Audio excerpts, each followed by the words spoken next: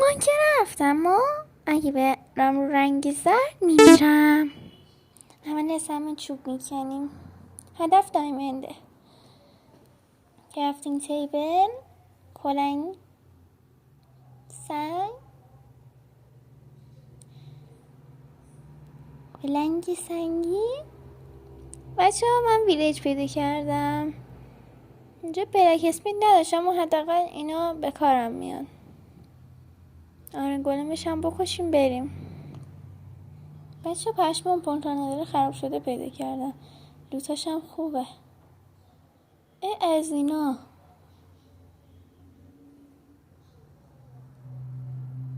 وسایلتون به درد خودتون میخوره. اینجا خیلی تاریکه. با یه قلبم دایمند.